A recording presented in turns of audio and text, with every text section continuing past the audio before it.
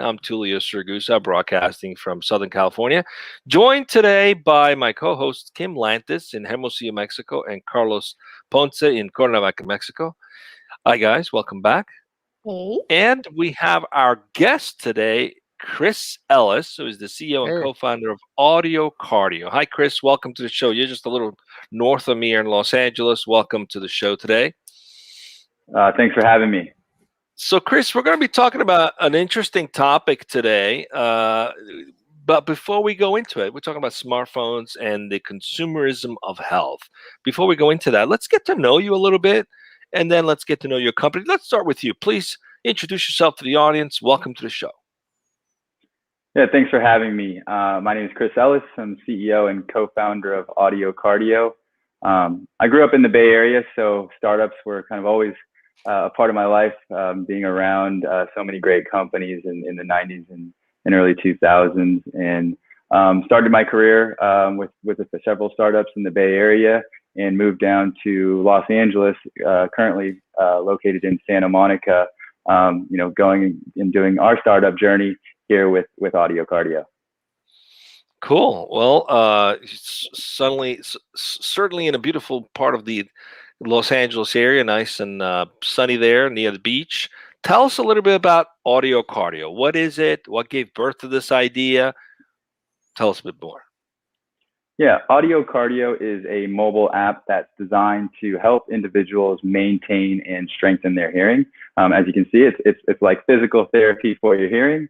The reason why we started this company is actually because there's hundreds of millions of people that are suffering from disabling hearing loss, and the current solutions on the market aren't always adequate. I learned this when I was on a trip with my grandfather about in 2016, and during this trip, I had realized how bad his cognitive decline had been accelerating. And I did some research just online, information gathering, and found studies associating an increased risk of dementia and cognitive decline with untreated hearing loss. My grandfather was in the Air Force. He was a hydraulics engineer. He refused to buy hearing aids. He had severe hearing loss and tinnitus, or tinnitus as some people call it, which is the ringing in the ears. And I didn't want other people to have his same fate. Because what I realized was that the underlying issues were actually the lack of access to care, meaning a specialist or having insurance, the expensive costs associated with visiting a doctor, as well as purchasing things like hearing aids or cochlear implants. And then, of course, the negative stigma that's associated with those solutions is a way to kind of signal to the world, like, I have a problem, and also a signal of aging, and not something that people always want to present. And so that's why we started AudioCardio and built it as a solution that we have as a mobile app. Awesome. Well, I'm looking forward to learning all about it, because it sounds like something that is people should know about. So before we do that, let's introduce the topic. Let's go right into it. Kim, if you don't mind. Sure. Thank you. Thank you for being Please. here, Chris. And first of all, thank you for your intimate and vulnerable story. I really appreciate that. I think it's a beautiful foundation for the company that you're creating. The topic that you chose today is, can digital health solutions improve your quality of life? So, and specifically smartphones and the consumerism of health. So to kick us off, why did you choose this particular topic today? I chose this topic because basically, we've been seeing this shift of a lot of kind of medical functionality being built into these smartphones, the devices that we can carry around in our hands. They've become so powerful over the last decade or almost decade and a half that they've been around, and that we can actually get ahead of health. We can do early intervention and we can do prevention. And I think the possibilities are endless. We're just getting started in digital therapeutics and digital health. And so it's a fascinating area to be in, or an industry to be in, because again, the possibilities of being able to monitor health, manage health, and have better outcomes are incredible.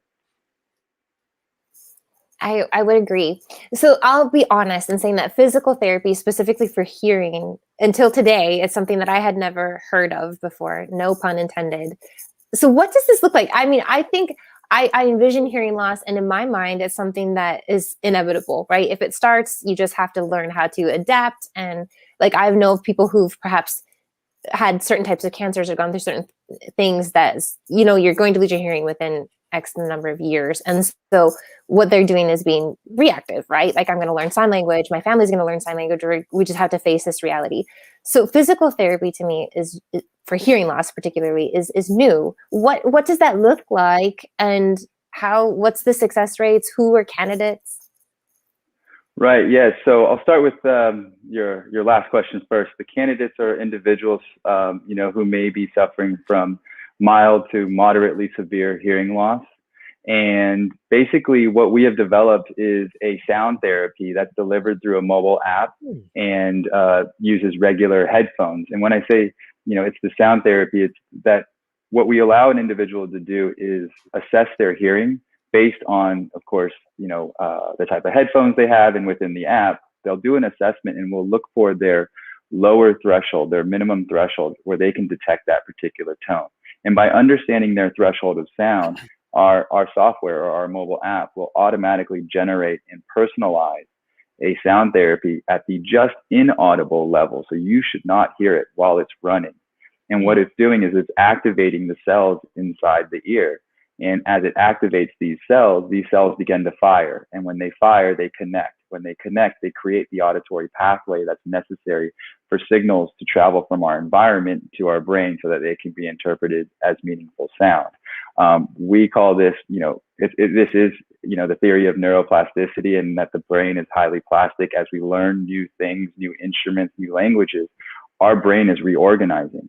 And so by us continuously and repeatedly stimulating the cells in such a manner, just at the inaudible level, we can help them reach their threshold that helps them fire and connect. So if you remember from biology, maybe in middle school or high school, cells that fire together, wire together. I mean, there's you know, that's the truth.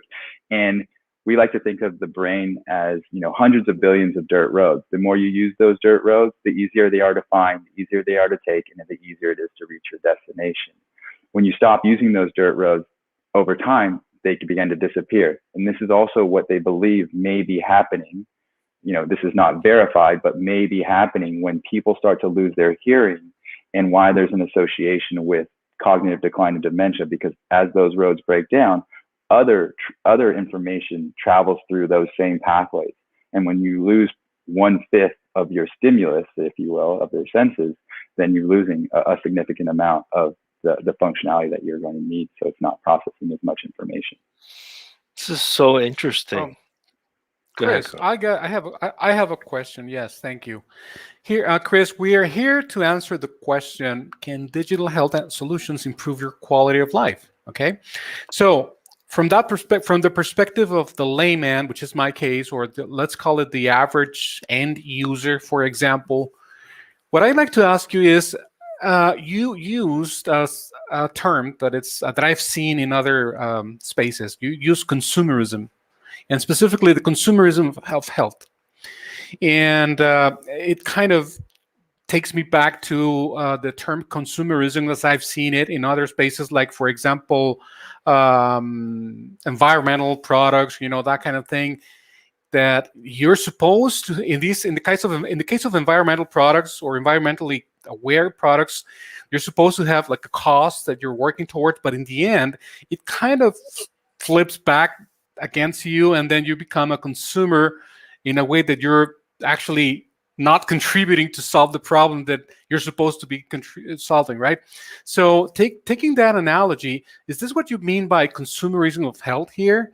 Are we consuming too much technology, or are you seeking to strike a balance so that our lives actually improve? How does this play out in the end regarding the consumerism part, so that we all improve our quality of life? Right. Yeah. So I mean consumerism health in a little bit of a different way. I mean it more in the sense that the consumer is taking their health back into their own hands, and not just leaving it in the hands of someone to tell them that this is the problem you have. And so more prevention and early intervention on the consumer side before it becomes a medical issue in diagnosis and hoping to delay certain things. Like that's why we have things like blood glucose monitoring, heart rate variability. I believe, there's great software connected mobile devices out there on the Internet of Things, like Whoop and Oura Ring, that can actually, I believe one of them may be able to tell you if you potentially have COVID because of your respiratory rate changing at a certain rate.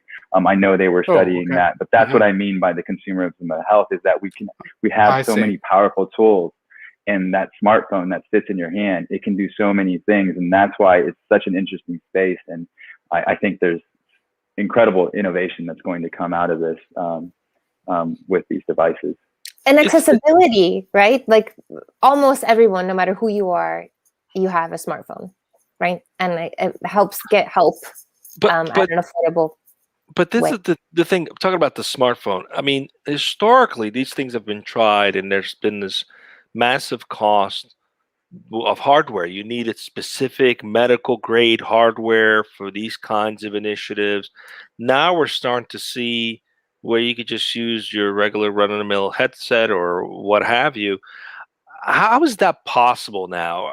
Are you able to get so good at diagnosing someone's condition and then applying the right solution with just the regular headset? Are you using any kind of a technology like AI that you've done some studies around that allows you to do that? How is that possible today without specific special equipment?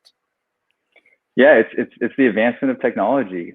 These smartphones are incredibly powerful. They have more processing power than the laptops we had probably just 5 years ago. These headphones also, everything's getting better. The chipsets are getting better on the headphones, and it really the power lies in the processing power of the devices and the fact that we can make software, right? So it's now becoming a platform that can be delivered through these pieces of hardware because the hardware is advanced enough, and all we need to do is build purpose, purpose-built software to help you utilize the platforms, like these hardware platforms like smartphones, to get this effect. And so, yeah, there is AI actually involved in our organization. So we do artificial intelligence, the inputs, and then the algorithm and programming and things like that. So, there's just far more advancements in programming that's going on. And I think that's, again, like I said earlier, it's incredible to see some of the work that other companies are doing as well to try to make these things, more health focused. It's amazing to me how research have been done into these kinds of things for years, decades, but didn't never have the delivery mechanism to make it so that anyone can use it, right? So now technology is really allowing this convergence of all of this scientific research that didn't have a mechanism to properly deliver this to all of us, making it possible. It's amazing what you guys have done. Go ahead, Kim. I know you had a follow-up question. Yeah, like talking about deliverability to all of us. I'm going to speak in my case. This has to do with visual, like eye care rather than hearing care. I imagine that it's similar. Perhaps I'm off base here. But in my own experience and the experience of a lot of other people I know who needed to have visual, correction, it happens over time, and you don't even realize how bad your visibility is or your ability to see is until you have some point of reference. In my case, I was in junior high school and I was messing around, and a friend had glasses, and I was like, hey, let me see what I look like in your glasses. And then I put her glasses on and like, wait a second, I can see better. Oh, wow. Yeah. And I came home that day and I'm like, Mom, I think I need to go to the optometrist. I think I need glasses. And so I imagine that this is something that happens with hearing loss over time. And if it's a slow process, you sort of just get used to not hearing. Is there anything that you're doing to help encourage people, or how do you let the word out and be like, hey, check out AudioCardio, check out your hearing. Maybe there's a problem here. Maybe there isn't a problem here. Like I get the sense that our audio capability is probably one of the senses that is least ignored. Am I correct in that matter? And what are you doing to encourage people to take care of their hearing? Yeah, most definitely. It is, as some people call it, an invisible disability. If you consider it a disability, right? There's of course communities that do not. There's sign language and things like that. But it is gradual. It's the reason why most people don't seek professional help for an average of over 7 years from noticing their problem, because your brain, again, is highly efficient. It adapts. It's your normal. You get used to this. And then as you get used to that kind of condition, if you will, it's just your new normal until one day it's actually a problem and you can't hear someone when you're in a restaurant, or you're having difficulty at a family gathering, keeping up with the conversation. Then that's when people start to think about it. And then it still takes them time to go get help, of course, but it is most definitely gradual, and why, we need to highlight not only the inconvenience of hearing loss, but the secondary, not to scare people, but, they should know that there are many more devastating mental and physical health issues that are associated with untreated hearing loss. When we tell people that, you have a higher risk of cognitive decline, and they hadn't known that before, I think they take their hearing a little bit more seriously. So spreading that information, working with other companies in the hearing industry to make sure that we not only, we have a business that we want to conduct, but not just selling our own products, but driving education and awareness around, again, the importance of hearing health and how devastating it can be if you don't. Going back to reversing or stopping, or like the hearing loss, I imagine that first 7-year window is actually a critical window when a product like your own is actually most effective. Yeah, so individual, like early interventions, always best, right? We always think that if you can stop something or help maintain something, then of course you can preserve it for longer and keep it in a healthy manner, and utilize it for a longer period of time. So yeah, early intervention is great, but I should also mention that there's situations where people haven't heard things for over a decade and have reported back to us that they're being woken up by thunder or by lightning that they hadn't heard in years, or hearing the birds again and forgetting that they missed them. I mean, these are the types of stories that we're getting back from some of our customers. Chris, I got a question, and the question that I have is more tied to the product itself and to the branding of the product. So I'm just curious, because you named your platform AudioCardio. So let's say if I hear it like for the first time ever, or even if I see it on the, let's say on the Play Store or something, the first impression might be that it has to do with with a heart or something. So what's the connection between the term itself and the branding, and why did you choose this particular label or name for hearing related application or platform? I'm just curious from as a regular user, why that is. Yeah. Great. Yeah, no, we get that question a lot. 50% think about cardiology and 50% think about actual like running, and so not about hearing. But the audio part is of course the sound frequency and the stimulation. The cardio is because this is a once a day 1 hour sound therapy that runs in the background quietly. It's a passive solution, so you don't have to engage with it.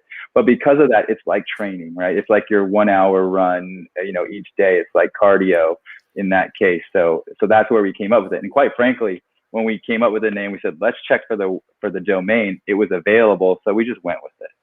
Oh, okay. I thought I could get a workout just by listening to something. I was like, wow, I'm looking forward to learning how to get a workout from this. Well, you are. It's just I get it. We get it. So, but to follow on to that question, is this mostly recommended for preventative purposes, or does this get subscribed or prescribed even by practitioners?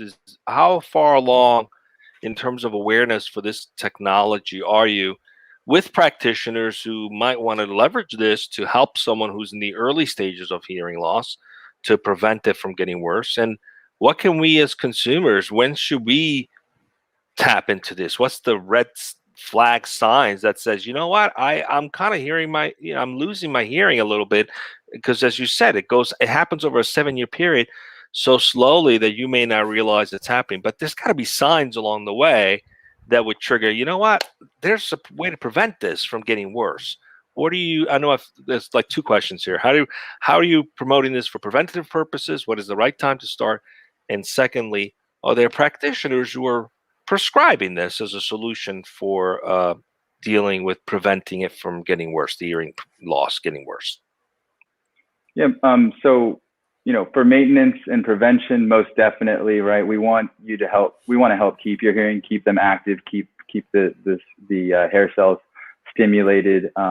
This is not a FDA approved product. I also want to be clear that has not been FDA tested. We have done clinical studies with Stanford University, Palo Alto Medical Foundation, which is now Sutter Health, Samsung Medical Center, and a couple of universities in Asia. But over 75% of the people who used our app had a significant change in their hearing through those studies. And although we cannot make these claims outright, we're hoping to help people maintain their hearing, help them strengthen their hearing. If we could help people, discriminate speech and noise, of course, those are the things that we like to do. And yes, we do also work with private practice clinicians and audiologists, speech language pathologists, who are recommending our solution as an app or a training solution that they can use as part of the programming, as part of their treatment, not necessarily as the treatment, but something that can support their efforts that they're doing. Because there's a lot of oral rehabilitation that goes on with speech language pathology, and being able to hear well allows you to be able to repeat those sounds and have better speech as well. So there's hopes that we can see if we can be helpful in that arena as well, and we're also looking into that. Awesome. You mentioned that this is passive, so I really think that's great. Hearing loss, as you mentioned before, maybe has certain stigmas, or even having this visualization attached to your hearing loss. So this is something that we could do while I'm sleeping, while I'm jogging. Like, how passive is passive, so that it's not, I think a 1 hour a day workout. Well, golly, who has time for that? But explain passive. Passive means that while you're actively running the sound therapy, you don't have to be engaging with the app. You can have the phone in your pocket. As long as you have your headphones on, your sound therapy is running for that hour a day. You'll get an alert when it starts, when it's halfway through, and when it's finished, because you probably will forget. There's a chance that you'll forget that it's even on because you're not hearing anything. The only time you have to be active with the application is when you're setting it up or taking your hearing assessment so that you can calibrate your sound therapy. You do not have to do that every day. You do it when you first start, and then once a week, or anytime the sound therapy becomes audible as you use it. So whichever comes first.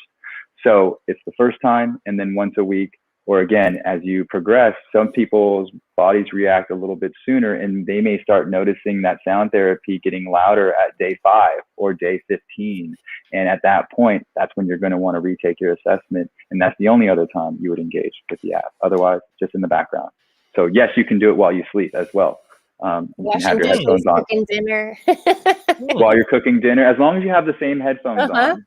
That's right? great. And you're walking around doing things, you can absolutely do it.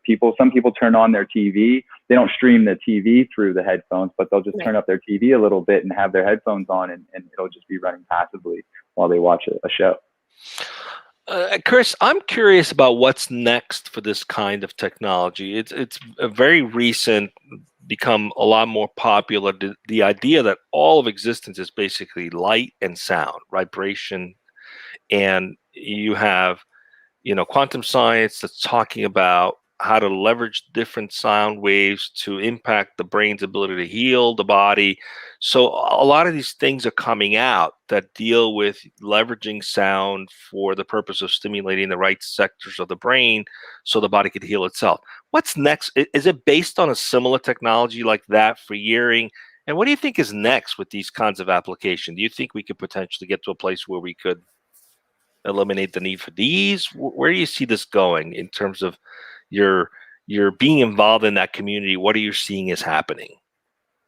There's quite a bit of research going on in the industry, in biohacking, this is, if you want to call it that, right? That's kind of I don't mean like the biohacking, like injecting stuff inside you without being a doctor. I mean, holistic alternative approaches in biohacking. But yeah, there's quite a bit of research going on in the space. I mean, what are the implications for auditory processing, right? What are the implications for autism, for ADHD, for eyesight, as you had alluded to? There are training systems out there to help you with your eyesight, and those have been proven effective. And it's just a matter of time until I believe LASIK won't be necessary, because you'll be able to do it with light stimulation. I'm not speaking from me being able to do it, but I'm saying there are very smart people out there that are looking to do this, and I definitely have faith in the scientists that are. Today's talk reminds me of a talk we had a couple months ago with Richard Hambury of Sana.io, where it's the audio-visual, neuromodulation, I think is what they called it, to help with pain relief and mental health relief as well. Which is a really interesting talk, which goes in line with what we're talking about today, and fantastic. Yeah, and modulation is we use modulated tones, pure tones, and a mix of tones in order to do that stimulation. So in that fashion, it is similar in doing that type of modulated stimulation. Amazing. Chris, I got one more thing. We're approaching the final segment of today's conversation, but before we go, I wanted to ask you specifically about AudioCardio as a company. What I mean is, as you grow, I assume that and this is because a lot of folks that might be watching out there might be, let's say, engineers or designers or people that might want to come work for you at some point. What would you say to these people about the type of company that you think makes a great company to work for or to be a part of? Yeah, I think, first and foremost, we're mission driven. We're purpose over profit. There's a reason why we built our solution the way we did. The reason why we made it a subscription and tried to make it as affordable as possible, while keeping the lights on as a startup. So purpose over profit is one, and then two is that we have a very open culture, meaning we know that we're not the experts in everything, and not knowing the answer is okay, and asking for help. So we're always helping each other. Whether it's we're a small company, so we're always working alongside each other. But if someone gets stuck somewhere, they'll jump in. If we're writing a white paper or proposal that's a little bit outside of our wheelhouse, someone else will jump in. One of our advisors will come in, and so it's very supportive in understanding that it's not about individual accolades. It's about how far we can take this company. One, and two, of course, well, first is how many people can we help, and in doing so, we think everything else will fall in line. I love the Thank you so much, Chris. Yeah. Love the model, purpose over profits. What's interesting? A study was done that shows that companies that operate that way with purpose over profit actually outcompete the S&P 500 by 7x in profitability. It's not only good for people, it's good for business. So kudos to you for doing that. So we're coming up on time. We're practically up. Is this your first startup, Chris? This is the first startup that I've co-founded. Yes, right. I've been a part of 5 other startups before. I think all but one were based in the Bay Area. One was in San Diego. So I stayed in California. Yeah, you're not new to the startup scene, but as a first-time co-founder, are there any new lessons you've learned that made you think, "Wow, I knew that was happening 5 years ago"? Anything you'd like to share? Words of wisdom you've been able to learn for yourself that you'd like to share with those who might be on the fence about perhaps going down that path? Oh yeah, most definitely. It's hard to choose one. I've learned so much more in building your own startup than anything else I've ever done. And so I would say one of the biggest things is that try not to get pulled into too many directions as a startup. Your time is limited in what you can do. Your resources are limited because of you're a small company, and so you don't have 100 people to help you do marketing, sales, and operations and things like that. And because you're such a small company. It's making sure that you're focused on the right things that can help get your business to the next stage, not what's going to help get your business to the end goal, because you need to take so many steps before. Just focus on what you need to do next and do it sequentially, and know that, you know, the bigger picture is the end goal, but it takes many steps to get there. Well, it's been great to have you with us, Chris. Thanks for sharing your story. I'm going to check this out because I probably have auditory issues, and you are getting to that age too. Yeah. Yes, I'm getting. Well, you know what triggered me to think about this is the fact that my mom has dementia and her mom had dementia, and it made me think. I wonder if they had problems with their earrings and they just didn't know about it. And I'm like, when did that start? And I started thinking, well, how do I avoid that? Perhaps I need to take a look at this. That's how it all came together Totally from that perspective. And hopefully other people listening may come together for them too. So thanks for being with us, Chris. Stay with us as we go off the air. Let's announce what we got coming up. We got another show tomorrow, right, Carlos? One more, Tulio. We are going to be speaking with Ariel Lopez. She is the CEO and founder of Knack.io. I think it's a recruiting platform. And the topic is going to be improving diversity and candidate experience through AI and HR technology. So that's going to be, it's very, very tech and recruiting related. I look forward to that. And so are our folks internally in recruiting. So that's what we have tomorrow right here on DojoLIVE at 12 Pacific, noon. Come back tomorrow. Till then, stay safe. Thanks for having me.